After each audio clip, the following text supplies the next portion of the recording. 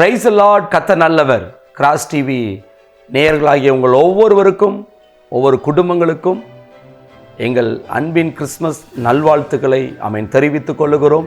இந்த மகிழ்ச்சியான நாளிலும் கூட கர்த்தர் உங்களுடைய வாழ்க்கையில் அவர் உருவாக வேண்டுமென நாங்கள் பிரயாசப்படுகிறோம். கிறிஸ்து நமக்குள்ளே உருவாக வேண்டும். அவர் இந்த உலகத்தில் அவர் உருவாகிவிட்டார்.